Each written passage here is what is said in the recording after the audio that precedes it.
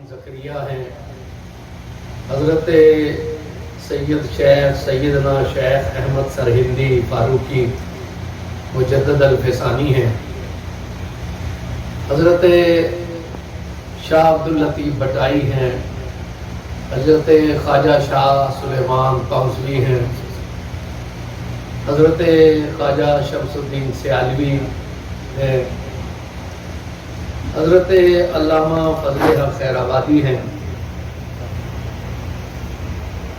اور حضرت امام اعلیٰ حضرت مولانا احمد رضا خان بریلوی ہیں، اور حضرت اعلیٰ سیدنا پیر مہر علی شاہ صاحب رحمۃ اللہ علیہ۔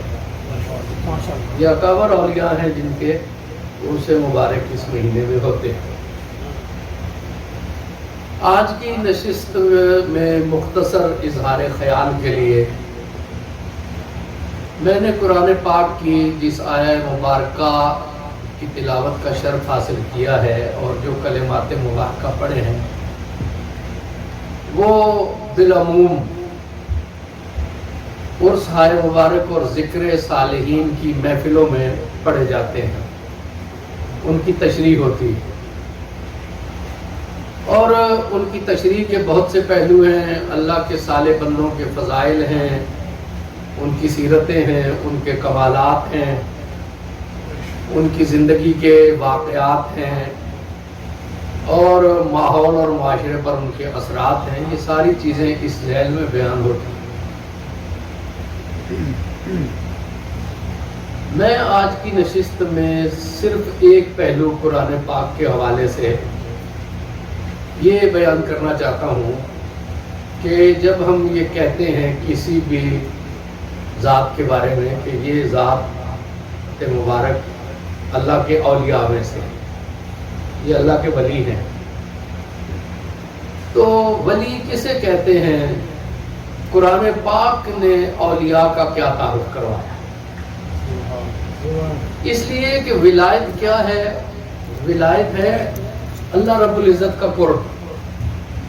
یاد رکھیے کہ ولایت کسی ووٹنگ سے حاصل نہیں ہوتی، افراد کی رائے سے حاصل نہیں ہوتی۔ ہاں، اللہ کے اہل ایمان بندے جب کسی مومن کے بارے میں حسن ظن کریں اور اتفاق سے حسن ظن کا اظہار کریں تو اس کی ایک اپنی برکت ہوتی ہے۔ اس امت کی دعاؤں میں ایک برکت ہے، اس امت کے اجماع میں ایک برکت ہے۔ رسول اللہ صلی اللہ علیہ وسلم کی امت جب کسی معاملے میں اجماع کرتی ہے نا تو اللہ اس میں بڑی برکت ڈال دیتا ہے، بڑی برکت ڈال دیتا ہے۔ اور 40 کا عدد بھی ہے، 100 کا عدد بھی ہے کہ کسی جنازے میں 100 اہل ایمان، 40 اہل ایمان حاضر ہوں اور خلوص سے میت کے لیے دعا کریں تو اللہ اس کی مغفرت فرما دے۔ یہ اس امت پہ، حضور اکرم صلی اللہ علیہ وسلم کی امت پہ، سرکار دو عالم صلی اللہ علیہ وسلم کے طفیل اس امت پہ یہ عمل ہے۔ اور جتنا امت اجماع کرتی ہے نا کسی رائے میں، اللہ اتنی برکت ڈال دیتا ہے۔ اب اللہ ہمیں توفیق عطا فرمائے کہ ہم خیر پہ زیادہ سے زیادہ اکٹھے ہوں۔ اب غلطی تو ہماری ہے نا، اللہ کے رسول نے، اللہ نے تو کتنی بشارتیں اس امت کے لیے رکھی ہیں۔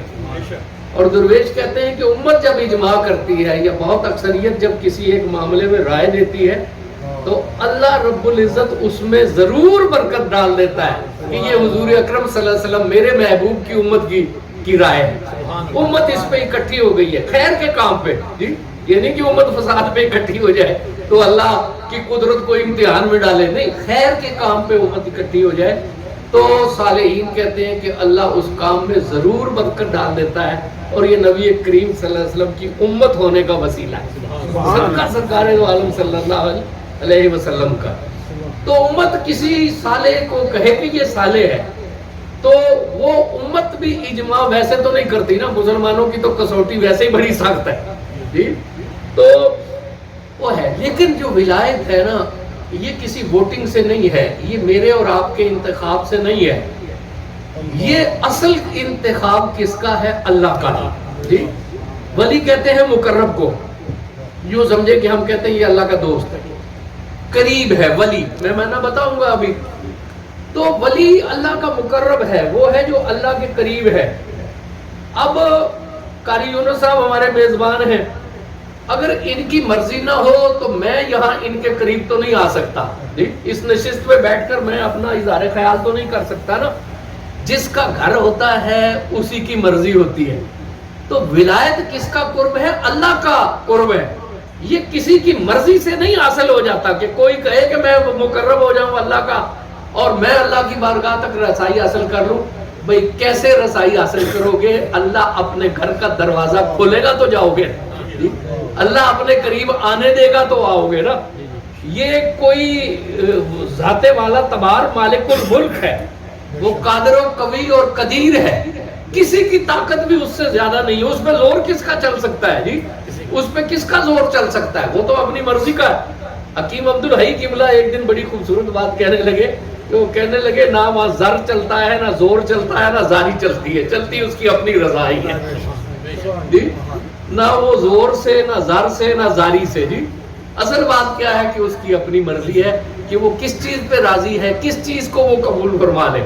کوئی کتنا ہی زور لگاتا رہے، کوئی کتنا ہی زر خرچ کرتا رہے، کوئی کتنی گریہ زاری کرتی رہے، کرم اسی وقت ہوگا جب اللہ رب العزت کی رضا ہو۔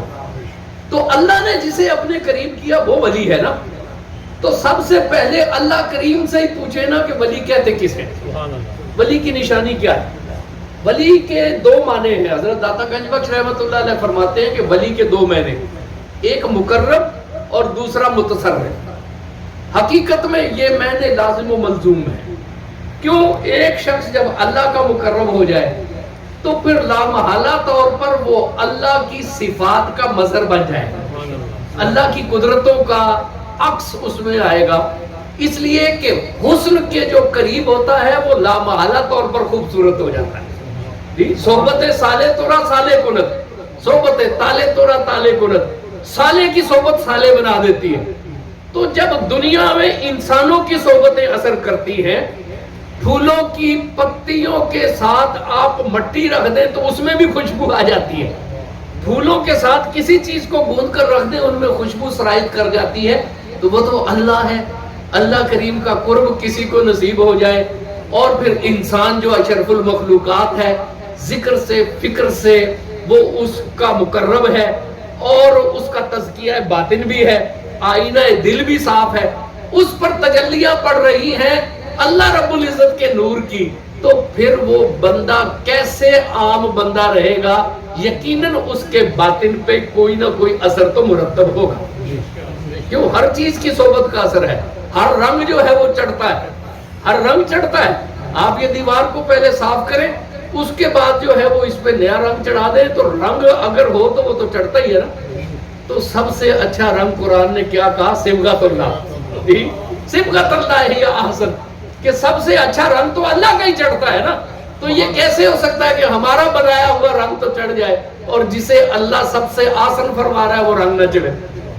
ہاں شرائط ہے، صاف ہونا ضروری ہے، صاف ہونا جو ہے وہ ضروری ہے۔ بڑے مزے کی بات یاد آئی، مولانا محمد علی بڑے پائے کے عالم تھے، تو وہ حضرت خواجہ شاہ سلیمان تونسوی رحمۃ اللہ علیہ کی خدمت میں حاضر ہوئے۔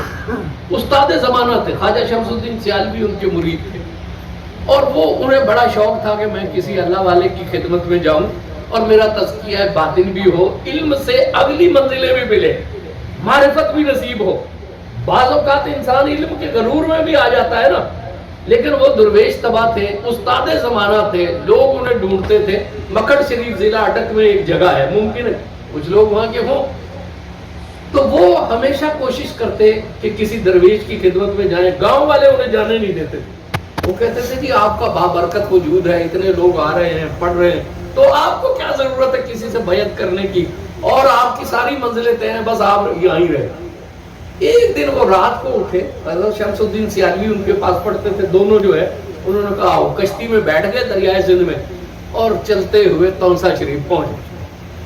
حضرت خواجہ شاہ سلیمان تونسوی رحمۃ اللہ علیہ کی خدمت میں پہنچے تو انہوں نے پوچھا کہ بھئی کہاں سے تشریف لائے؟ انہوں نے کہا کہ یہ گاؤں ہے مکھڈ، وہاں سے ہم حاضر ہوئے۔ تو وہ جانتے نہیں تھے انہیں، لیکن ان کا مولانا کا شہرہ پڑا تھا نا، تو وہ بڑے خوش ہوئے اور بڑے پیار سے انہوں نے پوچھا کہ مولانا کا کیا حال ہے، استاد جی کیسے ہیں؟ وہاں تو بڑے مشہور عالم ہیں، تو ان کا کیا حال ہے، وہ کیسے ہیں؟ تو انہوں نے عرض کی جی کہ وہ تو میں ہی ناچیز ہوں جی۔ تو وہ بڑے خوش ہوئے، انہوں نے اٹھ کے استقبال کیا اور کہا کہ مولانا آپ کو اس فقیر کے پاس کیسے تشریف لائے؟ انہوں نے عرض کی جی کہ میں بیعت کے لیے حاضر ہوں۔ حضرت شاہ سلیمان توسوی نے کہا کہ آپ استاد زمانہ، مجھ سے عمر میں بھی بڑے ہیں، مجھ سے علم بھی بڑے ہیں، درویش میں تو عاجزی ہوتی ہے نا، درویش میں تو کوئی تکبر نہیں ہوتا، وہ تو ایک دم وہ جسے ہم اپنی زبان میں کہتے ہیں پھونڈ کے نہیں بیٹھ گئے نا کہ اتنا بڑا عالم اور استاد میرے پاس آ گیا جی۔ انہوں نے کہا کہ میں تو ایک فقیر آدمی ہوں اور آپ استاد زمانہ ہیں، علم میں بھی مجھ سے فائق ہیں، عمر میں بھی مجھ سے فائق ہیں، میں آپ کو کیسے بیعت کروں؟ سبحان اللہ، جنہیں کچھ حاصل کرنا ہوتا ہے نا پھر اللہ انہیں عجیب توفیق دیتا ہے۔ مولانا نے کیا فرمایا جی؟ مولانا نے عرض کی حضور پیر سیاد پٹھان کی خدمت میں کہ حضور والی، میں نے علم حاصل اس لیے تو نہیں کیا کہ اس کی وجہ سے مجھے محروم کر دیا جائے، میں نے تو علم حاصل کیا ہے اس لیے کہ مجھے اس سے کچھ ملے، میں نے علم اس لیے تو نہیں حاصل کیا کہ آپ میرے علم کی وجہ سے مجھے اپنی بارگاہ سے محروم کر دیں اور مجھے فیض نہ دیں، مجھے بیعت کی برکت سے نہ نوازیں۔ میں نے علم محروم ہونے کے لیے نہیں حاصل کیا، میں نے علم تو کچھ لینے کے لیے حاصل کیا جی، تو آپ مجھے میرے علم کی وجہ سے محروم کرنا چاہتے ہیں۔ مولا وہ بڑے خوش ہوئے، انہوں نے کہا کہ اچھا ایسا کریں کہ کچھ دن ٹھہریں، آپ یہ اذکار میرے کہنے پہ کریں اور پھر میں دیکھوں گا۔ تو مولانا کو ایک حجرہ انہوں نے دے دیا کہ یہاں بیٹھو اور فکر کرو، مسجد میں نماز پڑھتے، باقی وہ آ جاتے اور اپنی اللہ اللہ کرتے جو حضور پیر پٹھان نے بتایا۔ کافی دنوں کے بعد پیر پٹھان نے ان سے پوچھا کہ کیا کیفیت ہے؟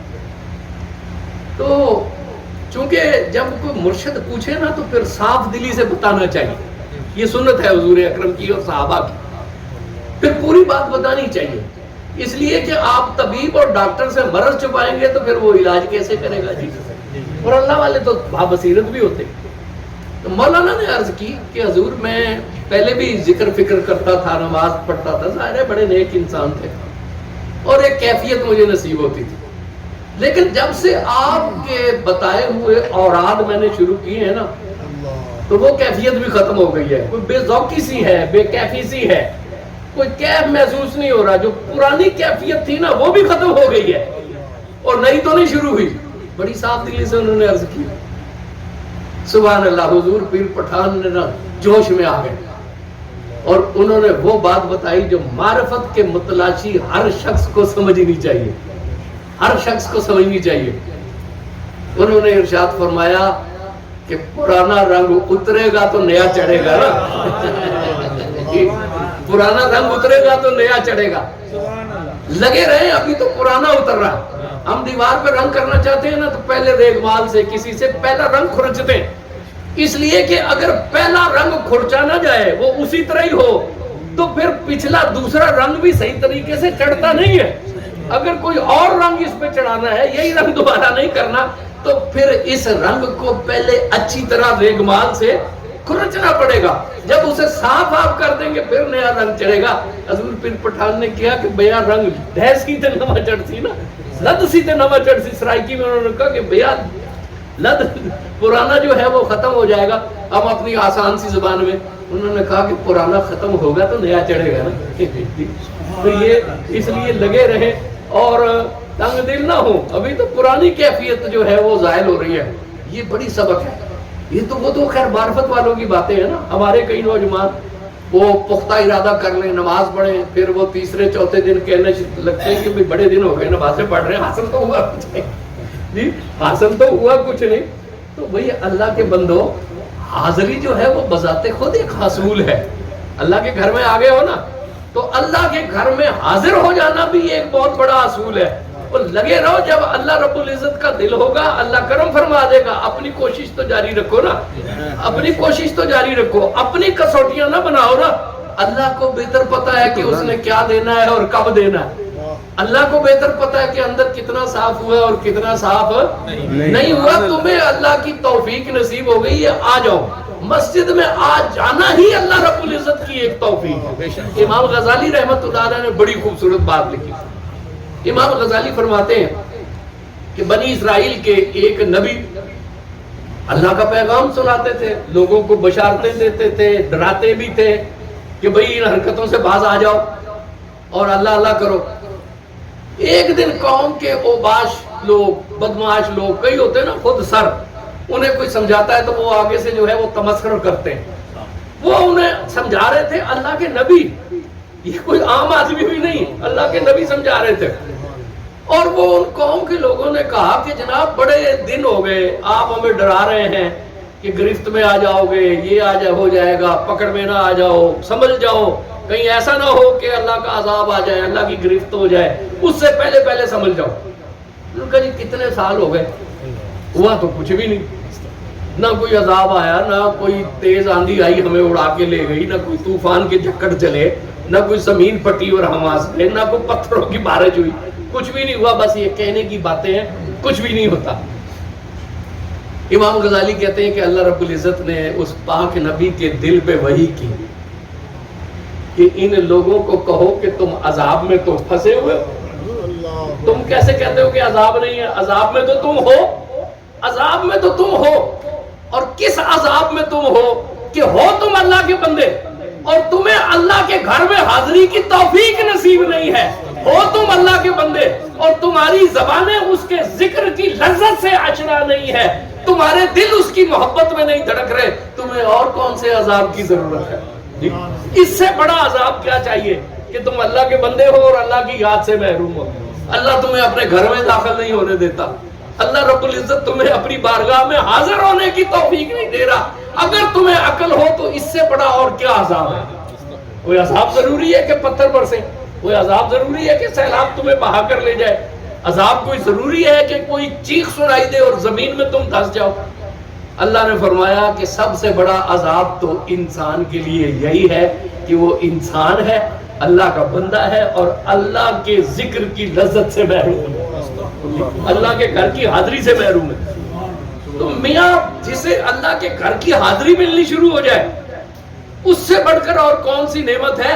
خلوص سے, تواتر سے اللہ کے دل میں گھر میں حاضری دیتے رہو کہ اللہ کا کرم فرمانا اللہ کا اپنا کام ہے, اللہ کا اپنا کام ہے. تو داتا صاحب فرماتے ہیں کہ دو معنی ہیں ولی کے, ایک تو مقرب جو اس کے قریب ہو جائے اور دوسرا متصرف, اس لیے کہ جو اس کے قریب ہوگا پھر اللہ تبارک و تعالیٰ کی قدرتوں کا مظہر بن جائے گا, اسے کمالات نصیب ہوں گے. اس لیے کہ پھولوں کی صحبت میں اثر ہے, آپ کی صحبت میں اثر ہے, تو کیا اللہ کی بارگاہ کے قریب ہونے کا کوئی اثر نہیں؟ اللہ کی بارگاہ کے قریب ہونے کا کوئی اثر نہیں. دو علامات اللہ نے بیان کی. یہ تو ولی کا معنی کہ جو اللہ کے قریب ہے اور جسے اللہ رب العزت نے کمالات عطا فرما دیے ہیں, یہ ولی ہے. قرآن پاک نے دو علامات بیان کی. قرآن پاک نے کہا الذین آمنوا وکانوا یتقون, ولی وہ ہے جو ایمان لائے اور تقوی اختیار کرے, ایمان لائے اور تقوی اختیار کرے. یہ دو علامتیں ہیں جو قرآن کی اپنی بیان کردہ ہے. مختصر بات اس پہ کرتے ہیں. ایمان کیا ہے؟ ایمان ہم عام فہم انداز میں سارے ہی جانتے ہیں کہ ایمان ہے اللہ کو ماننے کا نام, اور اس سے آگے کی تشریح کریں تو اللہ کو اس طرح ماننا جس طرح اللہ خود چاہتا ہے. اللہ کو اپنی مرضی سے نہیں ماننا. اللہ کیا چاہتا ہے کہ مجھے مانو, پھر میرے رسولوں کو بھی مانو, میری کتابوں کو بھی مانو, میرے ملائکہ کو بھی مانو, یوم قیامت کو بھی مانو, اور تقدیر کو من جانب اللہ مانو. یہ ایمان مفصل ہے نا, ایمان مفصل کا یہ میں نے ترجمہ کر دیا. اللہ کو اس طرح ماننا, یہ نہیں کہ اللہ کو اپنی مرضی سے ماننا کہ اللہ کو تو ماننا ہے رسولوں کو نہیں ماننا. جی کچھ قومیں تھی وہ کہتی تھی کہ ہم جبریل کو نہیں مانتے, باقی فرشتوں کو مانتے, جبریل کو نہیں مانتے. کچھ توریت کو مانتے ہیں, زبور کو نہیں مانتے, کچھ زبور کو مانتے ہیں, قرآن کو نہیں مانتے. نہیں, اللہ پہ ایمان یہ ہے کہ اللہ کو مانو, اس کے سارے رسولوں کو مانو, اس کے آخری نبی کو خاتم النبیین مانو، اس کی ساری کتابوں کو مانو، اس کے سارے فرشتوں کو مانو، یوم قیامت میں حساب اور جزا و سزا کے نظام کو مانو، اور تقدیر کو من جانب اللہ مانو۔ یہ ہے ایمان۔ جب ان ایمان پہ آپ قائم ہو جائیں گے تو یہ اسے اجزائے ایمان کہتے ہیں۔ یہ ہے اللہ کو ماننا، یہ ہے اللہ کو ماننا۔ اللہ کو مان لو اور اس کے رسول کو نہ مانو، یہ آج کے دور کا فتنہ۔ بعض لوگ کہتے ہیں اللہ کو مان لو اور یوم قیامت کو مانو، آگے جس مرضی رسول کو مانو۔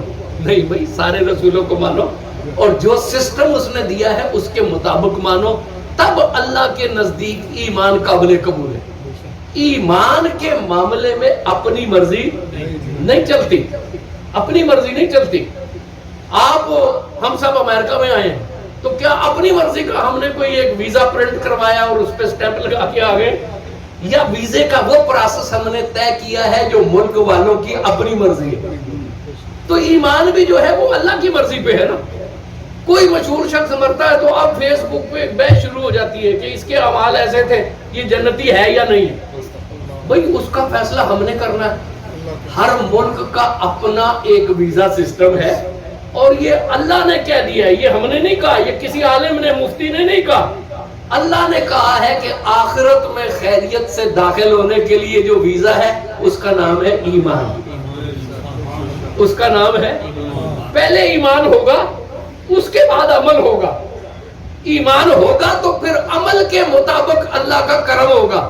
جب ایمان ہی نہیں ہوگا تو پھر اللہ جانے اور اس کا کام جانے، ہمیں جو ہے وہ بیچ میں دخل دینے کی کیا ضرورت ہے؟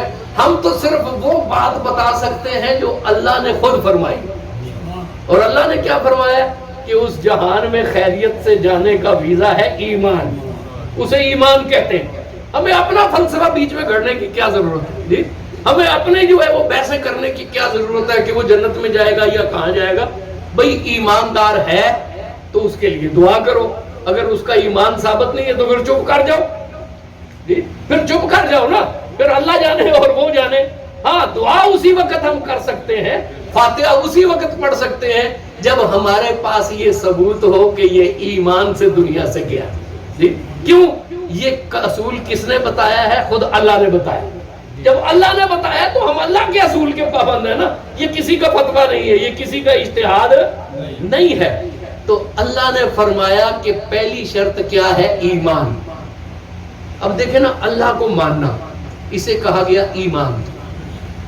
عربی زبان ہے، بے شمار لفظ ممکن تھے کہ اللہ کو ماننا اس لفظ سے تعبیر کر لیا جائے، اس کا یہ نام ہو، لیکن پوری وسیع و عریض لغت میں لفظ ایمان ہی کیوں ہے اس شخص کے لیے جو اللہ کو مانتا ہے؟ اور اللہ کو ماننے کی تشریح میں نے کر دی جی، کہ جو اللہ کو اس کی مرضی کے مطابق مانتا ہے اسے کہتے ہیں صاحب ایمان، وہ داخل ہو جاتا ہے دائرہ ایمان میں۔ یہ پوری لغت عرب میں دو جو ذاتیں ہیں کہ ایک بندے نے تسلیم کر لیا کہ اللہ ہے، وہ میرا معبود ہے، وہ صاحب ایمان ہے۔ لفظ ایمان ہی کو کیوں چنا گیا ہے؟ قرآن کے ہر بات میں ایک راز ہے، ایک معنویت ہے، اسی کو علم تفسیر و تشریح کہتے ہیں۔ لفظ ایمان ہے امن سے۔ لفظ ایمان کس سے ہے؟ امن سے۔ بس توجہ ہونی چاہیے، بات سمجھنی چاہیے جی۔ لفظ ایمان ہے امن سے۔ امن کو ہم جانتے ہیں، کوئی ٹینشن نہ ہو، کوئی ڈپریشن نہ ہو، کوئی خوف نہ ہو، کوئی چوری چکاری کا خطرہ نہ ہو، راستے میں پرامن چل رہے ہو، تو یہ ہے امن۔ کوئی مرض نہ ہو، کوئی اضطراب نہ ہو، کوئی قرضہ اوپر نہ ہو، تو آدمی کہتا ہے کہ میں بڑے امن میں ہوں، میں بڑے سکون میں ہوں، اسے امن کہتے ہیں۔ یہ چیزیں نہ ہو تو امن نہیں ہے۔ جب انسان اللہ کو مان لیتا ہے تو اللہ کہتا ہے کہ وہ امن کے دائرے میں آ گیا۔ اور امن دو قسم کا ہوتا ہے، یاد رکھیے، ایک ہوتا ہے سبجیکٹو اور ایک ہوتا ہے آبجیکٹو۔ اپنی اردو میں ہم اسے کہتے ہیں لازم اور متعدی، کہ کچھ ورب اور فعل لازم ہوتے ہیں، کچھ ورب اور فعل متعدی ہوتے ہیں۔ فعل لازم وہ ہے جو کرنے والے تک مؤثر رہے، یعنی اس کا اثر کرنے والے کی ذات پہ ہو۔ فعل متعدی وہ ہوتا ہے جو کرنے والے سے آگے بھی منتقل ہو۔ ہم کہتے ہیں نا مرض متعدی ہے بھئی، ایک سے دوسرے کو لگتا ہے تو بچو ذرا جی، بچو. ابھی تو کرونا میں بڑا ہمیں تجربہ ہوا کہ بھئی بچو، فاصلہ رکھو، سوشل ڈسٹینس رکھو، کیونکہ متعدی مرض ہے، ایک سے دوسرے کو لگتا ہے. تو یہ متعدی ہے، آبجیکٹو ہے. کچھ ورب لازم ہوتے ہیں، کچھ متعدی ہوتے ہیں. عربی میں بعض اوقات فعل لازم بھی ہوتا ہے، متعدی بھی ہوتا ہے بیک وقت. تو امن ایک ایسا ورب ہے جو لازم بھی ہے، متعدی بھی ہے. یعنی کرنے والے کو بھی امن نصیب ہوتا ہے، اور جو اللہ کو مان لیتا ہے اس سے امن منتقل ہو کر ماحول اور معاشرے میں بھی پہنچتا ہے. ایمان ایک ایسی چیز ہے کہ کرنے والے کو بھی سکون ملتا ہے، اور اس کے ارد گرد جو لوگ ہوتے ہیں وہ بھی امن میں ہو جاتے ہیں. اللہ کو ماننے کا کیا فائدہ ہوتا ہے کہ انسان خود بھی امن میں آ گیا، اور جو اس کے ارد گرد ہے، جہاں تک اس کے اثرات ہیں، وہ ماحول اور معاشرہ بھی امن میں آ گیا. دیکھو امن میں کیسے آ جاتا ہے، امن میں کیسے آ جاتا ہے. دو باتیں ہیں نا کہ یہ میں کام کروں نہ کروں، ادھر جاؤں یا نہ جاؤں، نماز پڑھنے جاؤں یا نہ جاؤں، گھر میں پڑھ لوں یا نہ پڑھوں. ہر بات میں دو ہوتے ہیں منزلیں کہ ادھر جائیں یا ادھر جائیں. رخ روشن کے آگے شمع رکھ کے وہ یہ کہتے ہیں ادھر جاتا ہے یا دیکھیں ادھر پروانہ آتا ہے. تو پروانے کے لیے دو سوال ہمیشہ ہوتے ہیں کہ اس نے کہاں جانا ہے، دائیں جانا ہے کہ بائیں جانا ہے. کوئی بھی دنیا کا کام ہونا تو اس میں سوال ہوتا ہے کہ دائیں جانا ہے بائیں جانا ہے. یہی الجھن سارے دن کی ہوتی ہے نا کہ کروں یا نہ کروں، فائدہ کس میں ہے، نقصان کس میں ہے. تو جسے یہ فیصلہ نصیب ہو جائے وہ کتنا خوش قسمت ہے، وہ امن میں آ جاتا ہے. اہل ایمان کے لیے فیصلہ کرنا آسان ہے، وہ ادھر چلے جاتے ہیں جہاں ان کا اللہ ہوتا ہے. وہ ادھر چلے جاتے ہیں جہاں ان کا اللہ ہوتا ہے. مومن کی منزل اللہ نے متعین کر دی کہ جس کام میں اللہ کی رضا دیکھو ادھر چلے جاؤ، جس کام میں اللہ کی ناراضگی دیکھو اس سے گریز کر لو. ٹینشن ہوتی کیا ہے؟ ٹینشن یہی ہوتی ہے نا کہ دو میں سے کون سا کام کرے. صحیح ہو جائے تو انسان مطمئن ہو جاتا ہے، غلط ہو جائے تو پچھتاوا ہوتا ہے یا نقصان ہوتا ہے. اہل ایمان کو کوئی پچھتاوا نہیں ہوتا، اس لیے کہ ان کی منزل آسان ہے. وہ دیکھتے ہیں کہ ہمارا اللہ کدھر ہے، جدھر اللہ ہوتا ہے وہ ادھر سے لے جاتے ہیں. تو منزل متعین ہو گئی نا تو امن میں آ گیا. دو ہی باتیں کہ یا تو نعمت آئی تو شکر کیا، مصیبت آئی تو صبر کیا. اب دنیا دار کس کے لیے شکر کرے؟ اہل ایمان کو نعمت ملتی ہے وہ شکر کرتا ہے، اللہ کے راستے میں دیتا ہے. اور کوئی مصیبت آ جاتی ہے تو خدا نہ خواستہ صبر کرتا ہے اللہ کی خاطر. تو اس کا سارا کام اللہ کے لیے ہے، اس لیے اس کے اندر امن اتر آتا ہے، اس لیے کہ اس کی منزل متعین ہو گئی، اس لیے کہ اس کا مقصد متعین ہو گیا، اس کا راستہ واضح ہو گیا. جس کا راستہ واضح ہو جائے اور منزل متعین ہو جائے وہ پھر بے سکونی میں نہیں رہتا، وہ امن میں آ جاتا ہے. جو اللہ کو مان لیتا ہے وہ امن میں آ جاتا ہے. مومن کے لیے منزل آسان ہو جاتی ہے. غزالی نے بڑی خوبصورت بات سنائی. عبد الواحد زید رحمۃ اللہ علیہ ایک بڑے کامل درویش، حضرت حسن بصری کے وہ خلیفہ ہیں. سلسلہ چشتیہ انہی سے آگے چلتا ہے. ان کے خلیفہ ہیں فضیل بن عیاض، ان کے ابراہیم بن ادم، بڑا زرنگار سلسلہ ہے. وہ بیان کرتے ہیں اور درویش اپنی باتیں بھی راز سے بیان کرتے ہیں. یہ نہیں کہتے کہ یہ کیفیت مجھ پہ طاری ہوئی، یہ کیفیت مجھ پہ طاری ہوئی. وہ کہتے ہیں کہ ایک درویش اللہ کی بارگاہ میں حج کے لیے حاضر ہوا.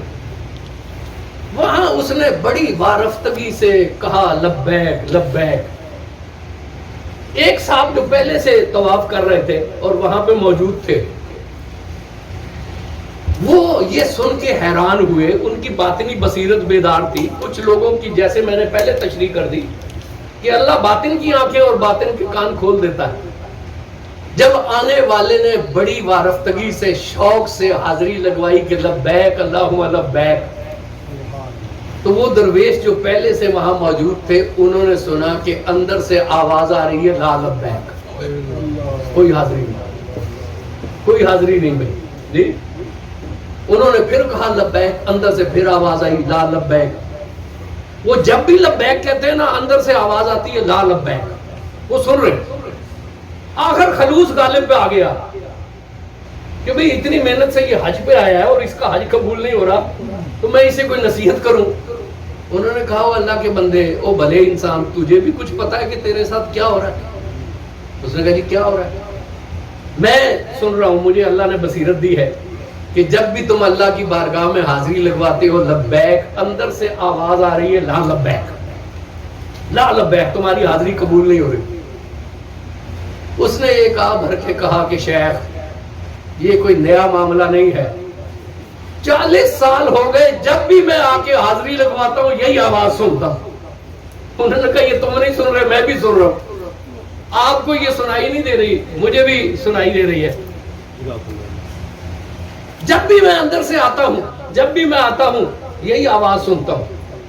وہ پہلے درویش بڑے حیران ہوئے، کہنے لگے 40 سال ہو گئے اور حاضری لگا رہے ہو، جب بھی آتے ہو اندر سے نہ ہو جاتی ہے. انہوں نے کہا جی اسی طرح ہی. کہنے لگے ابھی مایوس نہیں ہوئے، دل گرفتہ نہیں ہوئے، پھر لوٹ لوٹ کر آ جاتے ہو. اس نے کہا شیخ در حقیقت مجھے ایک معاملہ درپیش ہے، میرے ساتھ ایک مسئلہ ہے، اور معاملہ مجھے یہ درپیش ہے کہ اس کائنات کا کوئی دوسرا خدا نہیں ہے کہ یہ دروازہ چھوڑ کر ادھر چلا جاؤ. انہوں نے کہا کہ میں بھی لبیک سن رہا ہوں 40 سال سے، لیکن ایک مسئلہ ہے میرے ساتھ، اور مسئلہ یہ ہے کہ کائنات کا کوئی دوسرا پروردگار نہیں کہ یہ دروازہ چھوڑ کر ادھر چلا جاؤں. وہ قبول کرے پھر بھی اس کا ہوں، وہ مسترد کر دے پھر بھی اس کا. دل کی مجبوری بھی کیا شے ہے کہ در سے اپنے، دل کی مجبوری بھی کیا شے ہے کہ در سے اپنے. اس نے 100 بار اٹھایا تو میں 100 بار آیا. اس نے کہا یہ تو مجبوری ہے، کوئی اور ہے نہیں، کوئی اور ہے تو آپ بتائیں میں ادھر چلا جاؤں. جب کوئی اور نہیں ہے تو پھر میں کہاں جا سکتا ہوں؟ میں نے تو پھر یہیں آنا ہے نا، یہیں آنا ہے. وہ درویش کہتے ہیں کہ پھر اس کے بعد آواز آئی کہ جا اپنے تیری 40 سال کی حاضریوں کو قبول کیا. وفاداری بشرط استواری اصل ایمان. صاحب ایمان جو ہے اسے یہ اطمینان حاصل ہوتا ہے کہ ایک دروازہ ہے جہاں اس نے جانا ہے، کرنا ہے تو اس کے لیے، نہیں کرنا تو بھی اسی کے لیے، صبر کرنا ہے تو اس کے لیے، شکر کرنا ہے تو اسی کا. اس لیے اس کے اندر امن اتر آتا ہے، اس لیے کہ اس کی تلاش ختم ہو گئی، اس کی منزل متعین ہو گئی. اب وہ اللہ پہ توکل کرتا ہے اور سب کچھ اسی پہ چھوڑتا ہے کہ اے میرے مالک جس پہ تو راضی ہے میں بھی راضی ہوں. اور یاد رکھو کہ یہ امن جس کے اندر اتر آتا ہے، صاحب ایمان اسے کہتے ہیں جو خود بھی پرسکون ہو اور اس کے حوالے سے دوسرے بھی پرسکون ہو. مومن وہ نہیں ہوتا کہ جس کے خوف سے عبادت گاہوں پہ پیرے بٹھانے پڑے. مومن وہ ہوتا ہے جس دیس میں چلا جاتا ہے لوگ اس کو دیکھ کر سکون محسوس کرتے ہیں کہ ہمیں اس سے معاملہ اور سودا کرتے ہوئے کوئی خوف نہیں. کیوں؟ یہ محمد مصطفیٰ صلی اللہ علیہ وسلم کا غلام ہے، یہ محمد عربی کا غلام ہے جس کے پاس جان کے دشمن بھی اپنی امانتیں رکھ کے جایا کرتے ہیں، جس سے لوگ، جس سے اس کے چچا کے قاتل بھی آ کر امان اور معافی طلب کرتے تھے تو وہ معاف کر دیا کرتے ہیں. اس لیے کہ ہمارا معاملہ جو ہے وہ رسول اللہ صلی اللہ علیہ وآلہ وسلم کی امتی سے. مومن وہ ہوتا ہے کہ وہ خود بھی پرامن ہوتا ہے کیونکہ اس کا معاملہ اللہ سے ہے، اس نے خود کو اللہ کی رضا پہ چھوڑ دیا، اور دوسرے بھی اس کے حوالے سے مطمئن ہوتے ہیں اس لیے کہ سب کو پتا ہے کہ یہ مومن ہے، اس سے امن کی شعائیں نکلے گی، اس سے امن کا کردار سامنے آئے گا، اس سے امن کی سیرت ہوگی. دشمن بھی جو چاہے تو میری چھاؤں میں بیٹھے، دشمن بھی جو چاہے تو میری چھاؤں میں بیٹھے، میں ایک گھنا پیڑ سرے رہ گزر. ایمان تقویٰ کی تشریح کا وقت نہیں ہے. راغب اصفہانی کہتے ہیں کہ جہاں تمہارے اللہ کو تمہاری موجودگی پسند ہو وہاں پایا جانا، اور جہاں تمہارے اللہ کو تمہاری موجودگی پسند نہ ہو وہاں نہ پایا جانا تقویٰ ہے. تقویٰ یہ ہے کہ جہاں تمہارا پاک پروردگار تمہیں موجود دیکھنا چاہے وہاں پر موجود پائے جاؤ، اور جہاں تمہارے پروردگار کو پسند نہ ہو وہاں پہ غیر حاضر پائے جاؤ. یہ تقویٰ ہے. ایمان اللہ کی طرف لے جاتا ہے اور تقویٰ مسلسل اللہ کی یاد کا پہرا دیتا ہے. میرے غور و فکر کے زاویوں پہ ہے سخت پہرے لگے ہوئے، میرے غور و فکر کے زاویوں پہ ہے سخت پہرے لگے ہوئے، کوئی کیا مجال تیرے سوا کبھی آ بھی جائے خیال۔ جب خیال یکسو ہو کر اللہ کی طرف ہو جاتا ہے تو یہ تقویٰ ہے، جب انسان اس سے بندھ جاتا ہے تو یہ ایمان ہے، اور جب خیال بھی یکسو ہو کر جو ہے وہ اوپر اس کے ساتھ وابستہ ہو جاتا ہے تو یہ تقویٰ ہے۔